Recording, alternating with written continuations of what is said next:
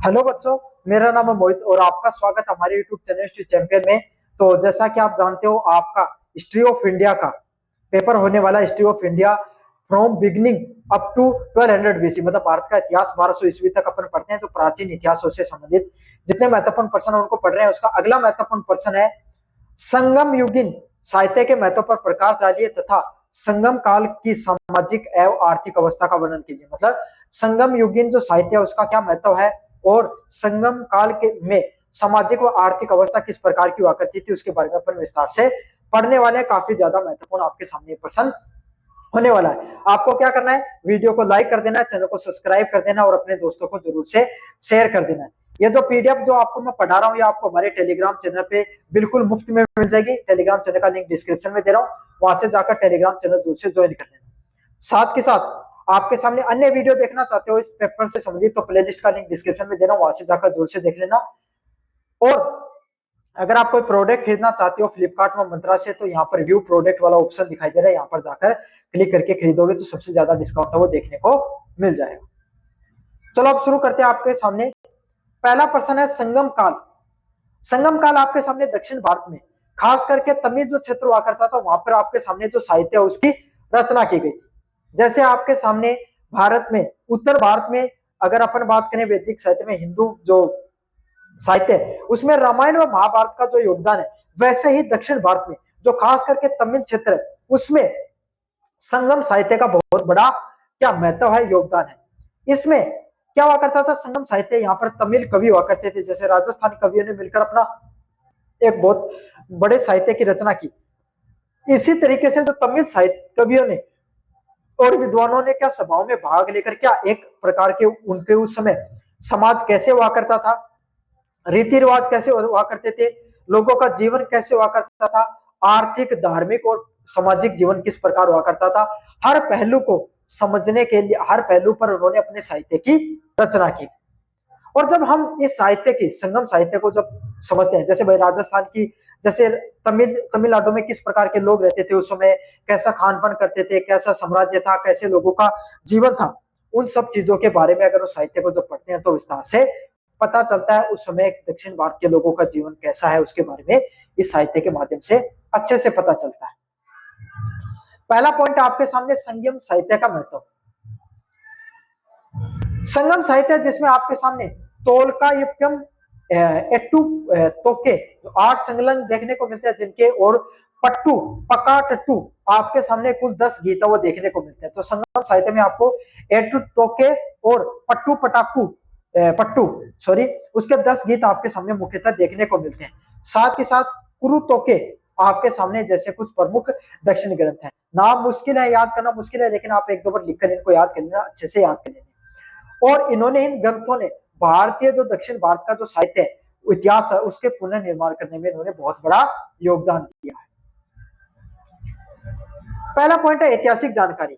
यह साहित्य चोर चेर व पांड्या जो राजाओं की वंशावली और उनके युद्ध और विजय की जो शासन प्रणाली हुआ करती थी उसके बारे में जानकारी दिया करते थे। मतलब ये जो साहित्य देखने को मिलता है आपके सामने, जिसमें चोल साम्राज्य, चेर व पांड्या जो वहां के जो राजा हुआ करते थे, जैसे आपके सामने भारत में, उत्तर भारत में जैसे जो जनपद हुआ करते थे उसमें आपके सामने मगध साम्राज्य हुआ करता था, जिसमें मौर्य साम्राज्य आपके असंख्य आए, कुषाण आए, अपने यहाँ पर गुर्जर प्रतिहार आए। इसी प्रकार से दक्षिण भारत में चोल चेर व पांड्या 3 प्रकार के आपके सामने प्रमुख जो राजवंश है वो क्या करते थे, राज किया करते थे। उनके द्वारा जो अलग अलग प्रकार के विजय अभियानों का, युद्धों का, और जो उनके समय किस प्रकार की शासन प्रणाली देखने को मिलती थी उसके बारे में विस्तार से चर्चा देखने को मिलती है। अगले वाला पॉइंट है सामाजिक दशा का दर्पण।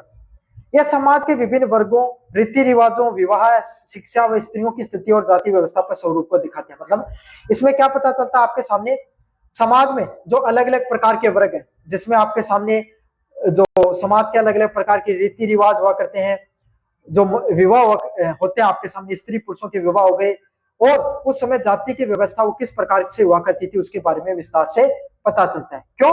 क्योंकि साहित्य में आपका साहित्य क्या करता है, अपने समाज का दर्पण, जैसा समाज होगा उसी प्रकार का साहित्य है वो लिखा जाता है। आपके सामने कोई राजाओं के बारे में वर्णन किया जा रहा है तो प्रजा के बारे में भी बताया जाता है, लोग किस प्रकार से रहते हैं भी पता चलता है, कितनी शिक्षा थी, स्त्रियों की शिक्षा किस प्रकार से मिलती थी, सभी चीजों के बारे में विस्तार से पता चल जाता है। अगला पॉइंट है आर्थिक जीवन के स्रोत।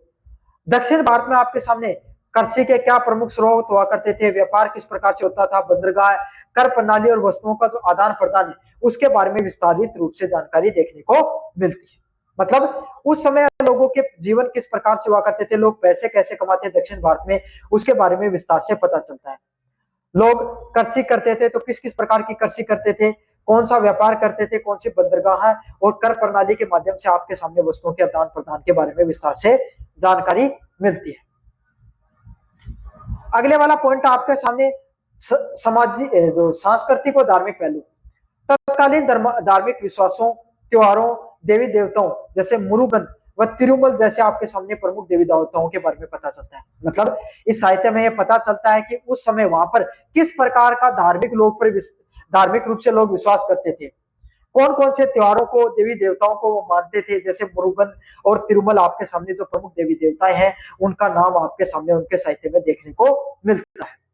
कला व संगीत व जीवन शैली को समझने में सहायक होती है। मतलब इसे में पता चलता है कि उस समय की वहां के लोगों को किस प्रकार से वो संगीत गाया करते थे, कैसे उन लोगों का जीवन हुआ करता था, उसके बारे में भी विस्तार से हमें चीजों के बारे में पता चलता है। क्यों? साहित्य आपको पता है समाज का दर्पण होता है, लोग किस प्रकार का जीवन जीते हैं, किस प्रकार की कला है, किस प्रकार के लोगों का विश्वास है, धार्मिक व सामाजिक रूप से वो सभी चीजें वहां पर आपके सामने पता चल जाती है। साहित्यिक और भाषाई विकास। यह प्राचीन तमिल भाषा के विकास, काव्य रूपों व साहित्यिक शैलियों का सर्वोत्तम उदाहरण है। मतलब संगम साहित्य ने एक पूरी भारत के सामने अन्य क्षेत्रीय भाषाओं के सामने क्या रखा, एक आपके सामने एक विकल्प रखा कि क्षेत्रीय भाषाओं में भी साहित्य की रचना की जा सकती है, उसको पॉपुलर किया जा सकता है, और आपके सामने जो तमिल भाषा है उसको आपके सामने पूरी दुनिया में प्रचलित करने पर, तमिल भाषा है उसका विकास करने में आपके सामने बहुत बड़ा योगदान रहा संगम साहित्य का। साथ के जो काव्य के जो अलग अलग रूप है और आपके सामने जो साहित्यिक शैलियां हैं उसके प्रमुख उदाहरणों में से एक है। बी वाला संगम काल के अंदर आपके सामने कैसी सामाजिक अवस्था देखने को मिलती थी उसके बारे में अपन विस्तार से पढ़े। पहला पॉइंट आपके सामने वर्ग विभाजन। किस प्रकार का वर्ग विभाजन देखने को मिलता था? संगम मुख्यतः आपके सामने 4 वर्गों में विभाजित था। संगम जो समाज है आपके सामने किस प्रकार से विभाजित था? प्रमुख 4 वर्गों। प्रमुख था पहला असरर। असरर कौन होते थे? जैसे आपके सामने जो नॉर्थ इंडिया उसमें क्षत्रिय देखने को मिलते थे, हिंदू धर्म में जो क्षत्रिय हुआ करते हैं उन, और जो दक्षिण भारत में उनको असरर के नाम से जाना जाता है, जो शासन करते हैं या फिर योद्धा लोगों को असरर के नाम से जाना जाता था। अगला अंतर। अंतर कौन? जो आपके सामने जो ब्राह्मण हुआ करते थे ना, पुरोहित लोग, जो पुजारी लोग हुआ करते थे, उन लोगों को अंतर के नाम से जाना जाता है। कहां पर? दक्षिण भारत में। अगले वाला पॉइंट आपके सामने वणिगर। जो व्यापारी वर्ग होता था उसको वणिगर के नाम से जाना जाता है। किस नाम से जाना जाता है? वणिगर के नाम से जाना जाता है। जो व्यापारी वर्ग है वहां का उसको वणिगर के नाम से जाना जाता था। अगला है वेलार। बहुत बड़े बड़े भू जो जगह हुआ करती थी उसके भूस्वामी और कृषि है उसको समाज पे प्रभावशाली, मतलब जो वेलार कौन हुआ करते थे? जो जमींदार होते हैं आपके सामने नॉर्थ इंडिया में, जिनके पास बहुत बड़ी जमीन हुआ करती थी और उस जमीन पे वो राज करते हैं, उनको वो नियंत्रित करने का कार्य करते हैं, उसको उन्हीं सभी लोगों को दक्षिण भारत में वेलार के नाम से जाना जाता है। अगला पॉइंट है कोंडिसियार। भूमिहीन श्रमिक व दास व जिनकी स्थिति निम्न थी। मतलब कोंडिसियार वो थे आपके सामने जो जिनके पास जमीन नहीं हुआ करती थी, जो आपके सामने वेलार के यहाँ पर क्या करते थे? आपके सामने भूमि पर काम करने का कार्य करते थे। भूमिहीन श्रमिक लोगों को कोंडिसियार के नाम से जाना जाता है। अगले वाला पॉइंट आपके सामने जाति व्यवस्था। उत्तर भारत जैसी कठोर जाति व्यवस्था नहीं थी, लेकिन ये व्यवसाय व कलीबाई आधार पर अधिक था। मतलब अगर अपन दक्षिण भारत की बात करें ना, तो पहले जाति व्यवस्था इतनी कठोर थी ना आज इतनी जाति व्यवस्था कठोर देखने को मिलती है। लेकिन लोग जिस जिस प्रकार के आपके सामने व्यवसाय करते थे उसी तरीके से उनको अलग अलग ग्रुपों में बांट दिया था। वेलार, जो वणिगर हो गया, कोडिसियार हो गया, अलग अलग प्रकार के जैसे काम वैसे उनमें उनको बांट दिया गया था। साथ के साथ जैसे कबीलों में लोग रहा करते थे उसी आधार पर उनको बांटने का कार्य किया गया। साथ के साथ संगम वंश में कुंडी वंश का भी उल्लेख बनता है जो आपके सामने प्रमुख रूप से शासन करता है। अगले वाला पॉइंट है महिलाओं की स्थिति। महिलाओं को सम्मानजनक स्थान प्राप्त था, वे शिक्षा प्राप्त करती थी। मतलब दक्षिण भारत में जब संगम साहित्य की रचना की गई तब वहां पर महिलाओं की स्थिति बहुत अच्छी देखने को मिलती थी और महिला क्या आपके सामने वहां पर शिक्षा प्राप्त करने का भी कार्य करती थी। जिसमें कुछ कवियत्रियों के नाम भी सामने आते हैं, जैसे अवई नाम की कवियत्री है जिसका नाम वहां पर उल्लेख देखने को मिलता है। उस समय वहां पर प्रेम विवाह प्रचलित थे तथा सती प्रथा व पर्दा प्रथा के कुछ उल्लेख मिलते हैं, लेकिन ये व्यापक नहीं थे। अगर अपन विस्तार से देखें तो महिला सशक्तिकरण दक्षिण भारत में बहुत पहले से देखने को मिलता है।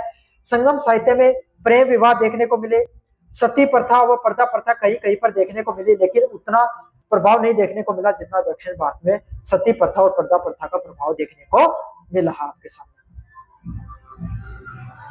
साथ के साथ महिलाएं वो शिक्षा भी प्राप्त किया करती थी। जीवन शैली की बात करें, लोग सादा जीवन जीते थे, लेकिन त्योहार व मनोरंजन जैसे नृत्य संगीत व शिकार का महत्व भी देखने को मिलता था। अगर अपने विस्तार से समझने का प्रयास करें तो जो दक्षिण भारत में संगम साहित्य लिखा गया तो तमिल में लोग वो आम जीवन जीते थे आपके समय, लेकिन त्योहार व मनोरंजन के समय नृत्य व संगीत व शिकार किया करते थे। वो त्योहार होता था तो मनोरंजन के लिए क्या करते थे, नृत्य कर लेते थे, संगीत गाते थे आपके सामने और शिकार करने का कार्य किया करते थे।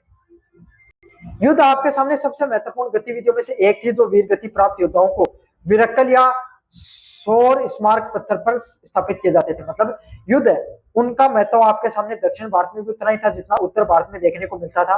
अगर कोई व्यक्ति है वो आपके सामने क्या वीर गति को प्राप्त हो जाता, शहीद हो जाता था, उसको विरक्कल क्या किया जाता, आपके सामने शौर्य स्मारक का निर्माण किया जाता था। समझ में आ गया? आपके समय देखने को मिलता है ना अपने अगर कोई आर्मी में शहीद हो जाता तो उनके स्मारक देखने को मिलते हैं, उनको उस दक्षिण भारत में विरक्कल के नाम से जाना जाता है। संगम काल की आर्थिक अवस्था कैसी थी? पहला पॉइंट है कृषि। अर्थव्यवस्था का मुख्य आधार कृषि था, चावल प्रमुख फसल थी। आपके सामने जो अर्थव्यवस्था आपके सामने जो संगम साहित्य के समय वो कृषि थी, कृषि पर ज्यादातर निर्भर करती थी और चावल है वो सबसे मुख्य फसलों में हुआ करती थी। गन्ना, रागी, कपास व काली मिर्च जैसी आपके सामने मुख्य फसलों को उगाया जाता था। मतलब अलग अलग प्रकार की फसलें भी देखने को मिलती थी जिसमें गन्ना, रागी, कपास व काली मिर्च उनको भी उगाया जाता था। आपको पता है भाई दक्षिण भारत में जो मसाले हैं वो बहुत ज्यादा उगते हैं और उनकी फसल मुख्यतः देखने को मिलती है। क्यों? क्योंकि सिंचाई के लिए नदियां व वर्षा जल है वो आपके सामने व्यापक स्तर पे मिल जाता है। खूब बरसात होती है, नदियों के माध्यम से, नहरों के माध्यम से सिंचाई आराम से की जा सकती है वहां पर। अगले वाला पॉइंट आपके सामने व्यापार व वाणिज्य। संगम काल एक समृद्ध व्यापारिक काल था। मतलब अगर संगम काल के समझने का प्रयास करें तो एक बहुत ही समृद्धशाली व्यापारिक काल हुआ करता था आपके सामने लोगों के लिए, जहां पर आंतरिक व्यापार के साथ साथ रोमन साम्राज्य, दक्षिण पूर्व एशिया और श्रीलंका के साथ मिलकर व्यापक विदेशी व्यापार हुआ करता था। मतलब संगम काल में एक बहुत बड़ा व्यापारी जो काल देखने को मिलता था जहां पर क्या हुआ करता था, रोमन साम्राज्य के साथ, रोमन साम्राज्य समझते हैं ना आप, मिस्र वाला साम्राज्य हुआ करता था, उसके साथ व्यापार किया जाता था। और जो दक्षिण में जो एशिया है उसके साथ आपके सामने व्यापार देखने को मिलता था। और ये व्यापार कैसे हुआ करते थे आपके सामने? बंदरगाहों के द्वारा, जिसमें मुजीरस, पुहार, कोरकई, अरी, कामेडू प्रमुख बंदरगाह थे। मतलब ये अलग अलग जगह है, मुजीरस, पुहार, कोरकई व अरी कमांडो जो प्रमुख आपके सामने बंदरगाह देखने को मिलते हैं। किन किन चीजों का निर्यात किया जाता था? काली मिर्च हो गई, मोती, हाथी दांत, मसाले, वस्त्र व रत्न हुआ करते हैं। इन सब जो प्रमुख वस्तुएं करती थी इनका निर्यात है वो किया जाता था। मतलब भारत से दूसरे देशों में क्या इन सब चीजों को बेचा जाता था। भारत में आपको पता मसाले, काली मिर्च खास करके खूब होती थी, मोतिया खूब देखने को मिलते थे समुद्री क्षेत्र में। हमारे यहाँ पे भारत में हाथी खूब हुआ करते हैं तो हाथी के दांत है उनसे आभूषण बनते हैं, उनको भी आपके सामने दूसरे देशों में निर्यात करने का कार्य किया जाता था। आयात की बात करें, रोमन जो सोने के सिक्के देखने को मिलते हैं, डिनारी, जिनको डिनारी के नाम से जाना जाता है। मतलब रोमन शैली के जो सोने के सिक्के यहाँ पर मिलते हैं, शराब, टिन, शीशा व घोड़े के आयात किए जाते थे। मतलब सोने के सिक्के, शराब, टिन धातु व शीशा धातु, इन सब चीजों को क्या किया जाता था आपके सामने जो विदेशी जो साम्राज्य से क्या आपके सामने भारत में लाया जाता था। बदले में काली मिर्च, हाथी दांत, ये सब चीजें दी जाती थी। मुद्रा की बात करें आपके सामने, रोमन सिक्कों की बड़ी संख्या में प्राप्ति विदेशी व्यापार की समृद्धि को दिखाती है। मतलब रोमन सिक्के हुआ करते थे, उनको बड़ी संख्या में क्या विदेशों से, अगर यहाँ पर संगम साहित्य में आपके सामने उनका उल्लेख मिलता है तो इससे यह पता चलता है कि भाई वहां से हमारे बहुत अच्छे व्यापारिक रिश्ते थे, हम बहुत ज्यादा चीजों को अगर वहां पर व्यापार करेंगे अपनी चीजें वहां पर ज्यादा से ज्यादा बेचेंगे, तभी तो हमारे पास धन आएगा। तो इसीलिए पता चलता था कि हमारा व्यापार है वो बहुत ज्यादा मजबूत व सुदृढ़ था। अगले वाला पॉइंट आपके सामने शिल्प उद्योग, बुनाई, धातु क्रम, आभूषण निर्माण, जैसे मोती व रत्न का जो निर्माण है वो आपके सामने प्रमुख रूप से देखने को मिलता था। मतलब कपास का उद्योग मुख्यतः देखने को मिलता था, धातुओं का व आभूषणों का जो आपके सामने जो उद्योग है वो देखने को मिलता था। साथ के साथ मर्दमान मतलब जो मिट्टी के बर्तन हुआ करते थे उसका भी निर्माण यहाँ पर किया जाता था। अरे और सूती वस्त्रों का भी प्रसिद्ध उद्योग देखने को मिलता था। समझ में आ गया? तो हर प्रकार का उद्योग है वो दक्षिण भारत में लगभग आपके सामने देखने को मिलता था। राजस्व की बात करें, राजा की भूमि है उस पर कर लगता था, उसको करे के नाम से जाना जाता था। चुंगी है उसको उल्गू के नाम से, और लूट के माल पे अरई नामक जो कर है वो प्राप्त किया जाता था। तो राजा है, कितनी फसल उत्पादित होगी उस पर करे नामक कर लगाता था। चुंगी मतलब व्यापार किया जाता है उस पर जो टैक्स लगता था, जीएसटी लगती है, उसको चुंगी के नाम से। और जो लूट के लाए मतलब कोई राजा दूसरे राज्य से अगर किसी चीज को लूट कर लाया तो उसको इरई के नाम से जाना जाता है। वो ये सब आपके सामने कर देखने को मिलते थे।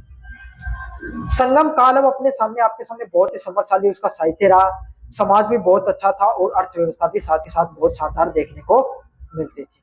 तो ये आपके सामने संगम साहित्य से संबंधित जितना भी महत्वपूर्ण प्रश्न उसको विस्तार से देखा। कैसा लगा वीडियो जोर से बताना, चैनल को जोर से सब्सक्राइब कर देना।